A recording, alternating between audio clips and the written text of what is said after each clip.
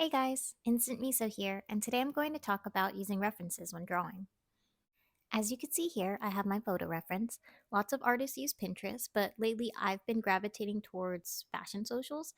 So I follow a lot of pages like Vogue Philippines to get inspired, and some Korean fashion ones. I got this photo from K Plus Official on Instagram, where they post lots of beautiful models and brands.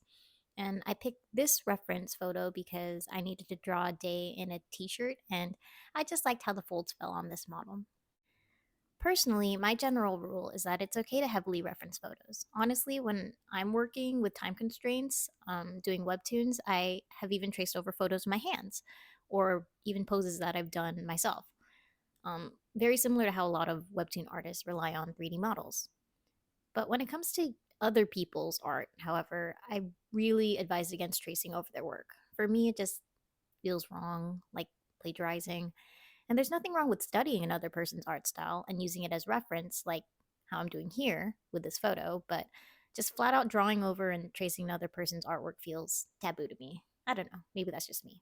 Anyway, as you can see here, I've already exaggerated some of the features, like broader shoulders and a narrow waist, because if you know me, I love me some Dorito shaped men. With that said, it is fair to note I have already established a style and understanding of human anatomy. I mean, it could be better, and I'm still working on it.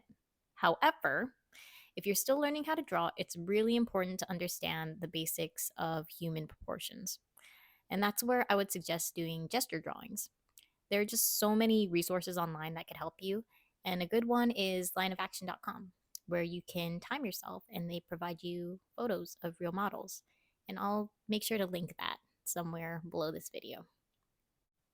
Once you have a basic understanding of body proportions, it does get easier. So I highly recommend sketching out a body outline before jumping straight into drawing clothing from the get go, because the way that the body is positioned does affect the way that cloth falls, like how you can expect to find more folds in jointed areas like the armpits or the elbows. As you can see here, I'm adjusting things as I go. One of the beautiful things about digital art is that you can resize and reshape anything that looks off to you without having to compromise or erase the whole entire sketch and start all over. And this is coming from someone who drew traditionally on paper for almost half her life. With that said, if you're a beginner artist who is not quite ready to invest in a drawing tablet, that is 100% okay. In fact, I think it's good to start off traditionally and keep a sketchbook. And whatever you do, do not throw away your old sketches. No matter how bad you think they are, it is just proof of how far you've progressed. And it also means that you're viewing your work with a critical eye and pushing yourself to improve. Speaking of sketches, whenever I do have the time, I usually start off with a very rough sketch and then go over that rough sketch with a cleaner sketch, kind of like what I'm demonstrating here right now in the video. I treat this more like a fine tuning step in the process, which allows me to define more details and fix anything that I think could be better before the line art process. This step isn't necessary when you're working on a comic with a deadline, but this is a leisure drawing, so I can do whatever I want. With that said, I'm still kind of guilty of doing this with some panels in my webtoon.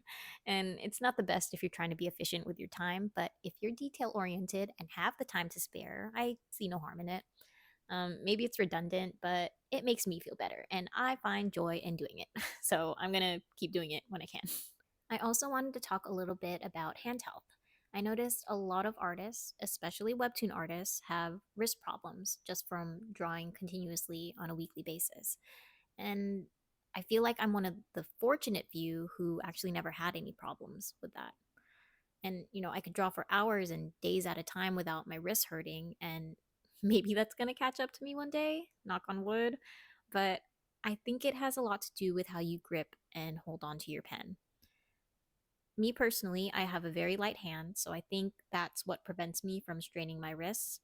And there's actually tools you could put on your tablet pen, like ergonomic grips, to help you loosen your hold on your pen. So I would highly suggest getting one of those if you suffer from wrist pain. Anyway, back to the sketch. Here, I'm looking closely at how the folds in the shirt are falling on the model and just trying to imitate it. Another thing is a subtle detail, but since his right hand is in his pocket, his right shoulder is lifted just a little bit higher than the other, and so is the elbow placement. And I know this might sound a little like common sense, but I feel like this is something that could be easily overlooked by a beginner artist. So, I grew up with an artist uncle who had a huge influence on me. And I remember him telling me as a kid there's no excuse to be bad at drawing hands. You literally have them right in front of you, and you can use them as reference. And that always sort of stuck with me. And with that said, I feel like I could definitely improve at drawing hands, but it's just all a matter of practice, and I can feel myself improving as I keep pushing myself. And I know I might sound repetitive at this point, but that's what it really comes down to. If you want to be better at art, just keep practicing, be consistent. Now, when it comes to drawing hair, and since the kind of hair I draw is much more cartoonish than on the realistic side, I would suggest referencing other art styles you like and experimenting from there. Of course, it's good to learn the basics like following the shape of the head and making sure the hair doesn't fall flat on the skull and giving it volume and knowing where your character's hair part is, etc. But when you draw in a style that is much more cartoon and anime influence, you can get a little more creative and have a lot more fun with it. And that wraps up my video. The sketch took about 15 minutes, but I sped the time up by twice the speed. Hopefully, this was helpful, and thanks for watching.